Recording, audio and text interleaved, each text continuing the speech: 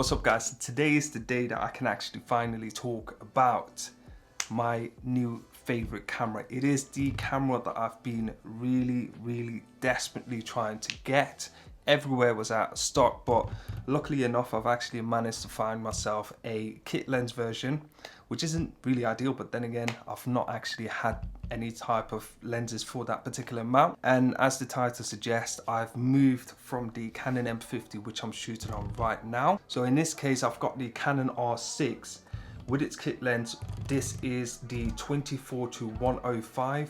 It's not the L version, it is just the standard kit lens version, which is the variable aperture of f4, is 24mm all the way up to 105, and then it closes down to, or closes up, or whatever, whichever way you want to say it, but it closes down to an f7.1 I believe, which isn't ideal, but then again it's just a kit lens just to get you guys started on that particular camera. Like I've mentioned, it is my favorite camera, and the reason why it's my favorite camera is because it's got all of the features that I actually require and then some. It actually got more features that I actually need, and for the price, to some people it might actually be a hell of a lot, especially from a Canon M50, because that's less than £1,000 with its dual kits, and I've got that right here.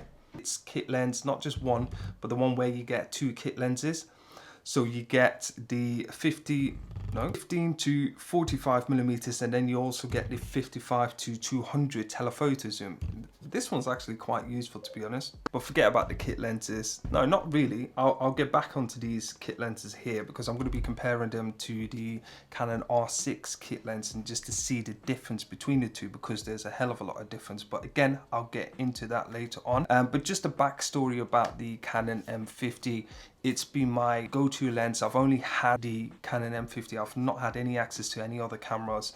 So it's the camera that I've actually, you know, progressed from being a hobby to actually going into professionally, you know, creating content, and of course actually selling a service to clients. And I've actually made my money enough where I've actually paid off the camera and its kit lens and all the gadgets that, you know, the gear that I've got right now. So it can be done. You can actually use this particular setup, although being by yourself, a really good lens other than a kit lens, because that's where you get the true potential out of the camera. Now, just a backstory, it's 26 megapixel APS-C size camera with the ability to adapt lenses. You know, you can get all kinds of EFM lenses and third-party EFM lenses, as well as actually using the Canon full frame lenses, so the EF and EFS lenses, ranging from, you know, the standard ones all the way up to the high professional L version. I've only had to, luckily enough, buy one lens that actually did everything for me. So it's the 17-50 Sigma f2.8, which is a constant aperture. That's what you guys are seeing me on here right now. So obviously it ranges from wide all the way up to telephoto, where you can actually use that particular lens at its fullest. And now, of course, because it's a constant aperture, it's supposed to perform well in low light. Again, I am saying supposed to, because again, I will get back into that.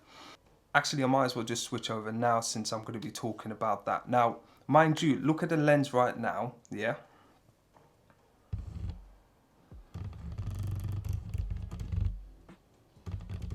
I don't know if you guys can actually hear that, but that was one of my biggest gripe with this particular lens. Now, of course, it is a fairly old lens. It performs quite well, but other than that, it is very noisy, especially if you do some talking head shots like this. Now, obviously, like I've mentioned, I'm going to be swapping over to the Canon R6 with its kit lens, nothing else, just, you know, in C-Log 24 frames per second, but instead of actually 1080, I'm going to bump it up to 4K just to show you guys the quality difference between the two.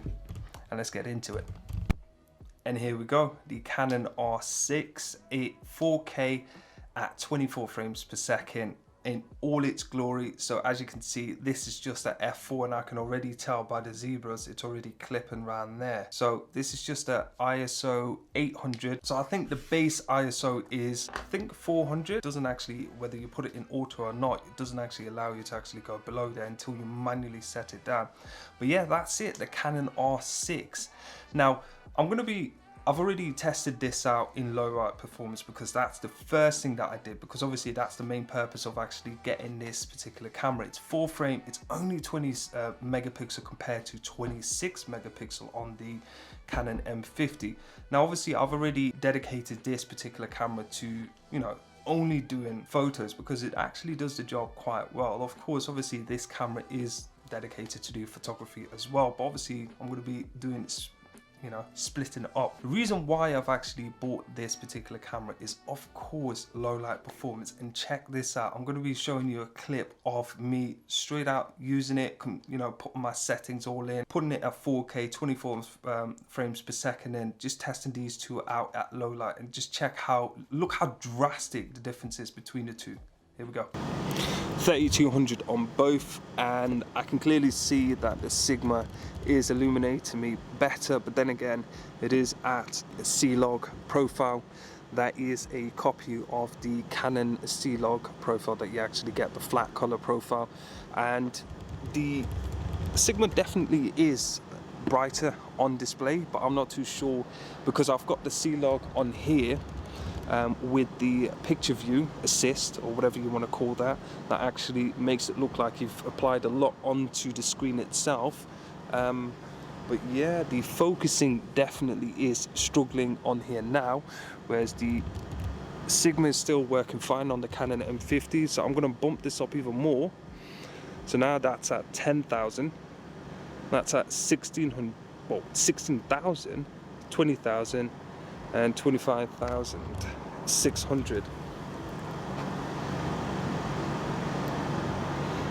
So on both of them, but mind you, one of them is APS-C size, so that is 17 millimeters. So it should be in theory about 27 millimeters, whereas that's a true full frame, and that is at 24 millimeters, and that is it side by side.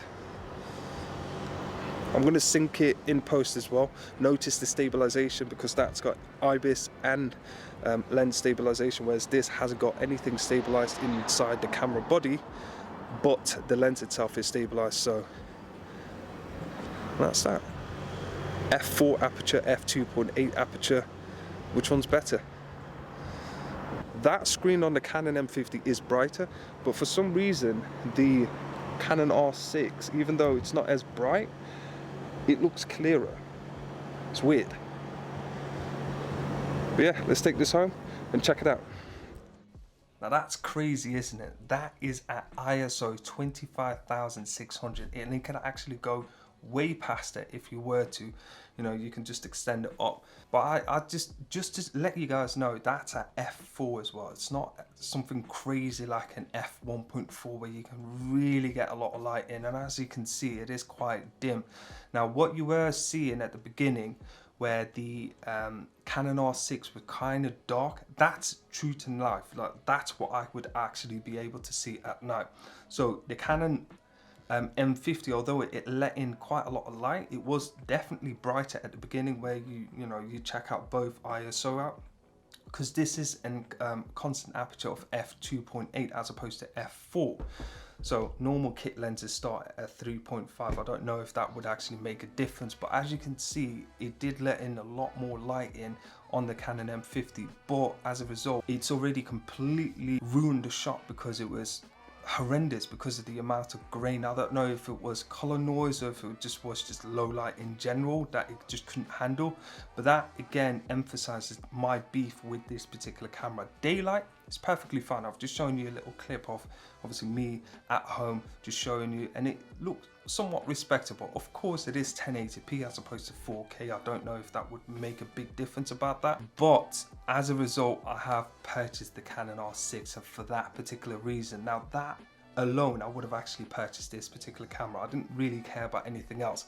Now what I didn't realize, well, I did realize, but obviously it wasn't something important to me until I've actually used and obviously experienced it, is the image quality. So when people actually mention, oh, it's got 4K 10-bit 422 internal, I thought, what kind of nonsense is that? Like, how much better does it have to be, you know, compared to what I've already got, you know? And now I've just got a basic Canon M50, nothing crazy like a Canon EOS R or maybe even an A7, etc., that kind of stuff. So when people say 4K 10-bit 422, it made no sense to me. Of course, obviously, I'm not a guru when it comes to video editing and obviously color grading. I do like to delve into it and obviously put a little bit, you know, color grading on there, may apply a couple of LUTs that I've acquired over time, but nothing really. I didn't feel the joy of actually color grading it excessively on that particular camera, because I've noticed the colors would grade, just completely ruin the shot completely, whether it's just blown out or just fall apart, or when you get the really nasty blocks on there. I don't know, you know, if you want the specific on that, just have a look at Gerald Undon's video where he would explain it in such language. But to me, it just, the image just looked nasty. But yeah, this is just a test just to show you guys the difference between the two. Yeah, I think I've already passed the 15-minute mark of me chatting about absolute nonsense. I do hope that you guys do enjoy this, and just to reference, there is no overheating sign whatsoever. That little clip that I've actually done was without any interruption from the overheating sign. It's still recording as it is. Let me check if it's warm. No, it's not. It is fairly warm, to be honest, but nothing like really warm where it's going to be uncomfortable. Again, I've mentioned that I will be doing a hell of a lot more tests, all ranging from lenses to SD cards. I'm using the, look at that, it's still focusing on my bloody hand. Here we go. Focus, focus, there we go. Look at that. I will be testing SD cards, and I will be also testing on gimbals, because I want to make sure that I want to show you guys that you don't necessarily have to completely renew everything. You know, I will be testing editing as well, just to make sure that times and all that kind of stuff isn't drastically different. Gimbals, equipment like that, even, you know, camera bags and stuff like that. Do you really need to renew everything, changing from a Canon M50 to something like a heavy duty Canon R6? Again, I hope you enjoyed this little video. I'm just going to be uploading it right now, and I will see you guys in the next one.